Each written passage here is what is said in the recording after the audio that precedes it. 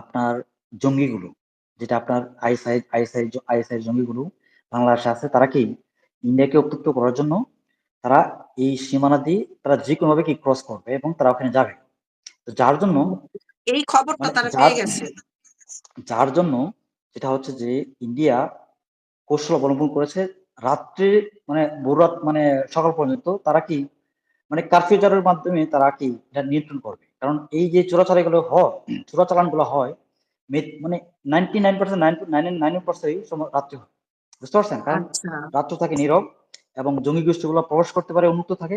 এখন কথা হচ্ছে যে ইন্ডিয়া এই বলছে জন্য সকাল মানে 6টা থেকে রাত 6টা এবং রাতে সন্ধ্যা 6টা, এরপরে সারা রাত।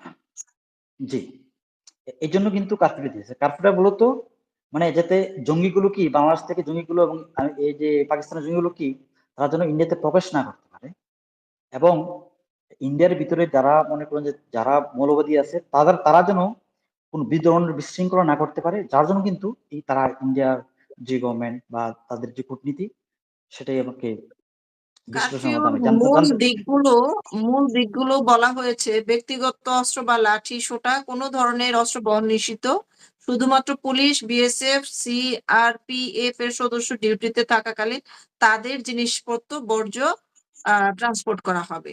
সীমান্ত থেকে 300 মিটার ভিতরে বসবাসকারী স্থানীয়দের কিছু শর্ত সাপেক্ষে ছাড় প্রদান করা হয়েছে। মানে 300 মিটারের সীমান্তের কাছাকাছি যারা পৌঁছে গেছিল তাদেরকে আবার ফিরিয়ে দেওয়া হয়েছে। এই ব্যবস্থা মূলত অনুপ্রবেশ, চোরাচালান ও আইন শৃঙ্খলা বজায় রাখতে নেওয়া হয়েছে। ত্রিপুরা জি এবং তার 656 কিলোমিটার আন্তর্জাতিক সীমান্ত বাংলাদেশের সঙ্গে ঘনিষ্ঠভাবে সংযুক্ত রয়েছে। বিশেষ করে চট্টগ্রাম হিল ট্রেক্স এর সঙ্গে সীমান্ত ভাগ করে নেওয়ার জন্য এই এলাকা বেশ নোয়াখালী, সংবেদনশীল। দেখেন, জি নোয়াখালী, মেঘালয়ের সীমান্তে নোয়াখালী চট্টগ্রাম। আমি শেষ করি, আরেকটা পয়েন্ট আছে।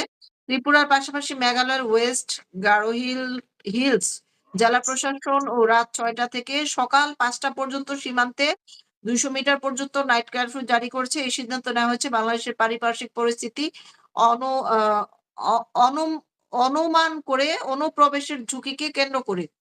এবং মেঘালয়ের নিরাপত্তা আদেশের দিকগুলি হচ্ছে: কারফিউ সময় অনুমোদিত চলাচল দলগত জামায়াত, মানে দলগত লোকজন ঢুকতে পারবে না।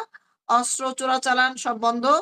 বর্তমান পরিস্থিতিতে সীমান্তে 1 কিলোমিটার পর্যন্ত নাইট কারফিউ চলবে এবং অপরাধমূলক দলের গঠিত হওয়া আশঙ্কা বিবেচনা করা হচ্ছে যে লোক বিচ্ছিন্ন ভাবে ঢুকে তারপর গণজামায়াত হয়ে সেখানে একটা বিশৃঙ্খলা করতে পারে। কারণ কিছুদিন পূর্বে আমরা দেখেছি 71 একটা টিম মোতায়েন করা হয়েছে, যেটার উপরে হামলার উপর আছে। একটা আশঙ্কা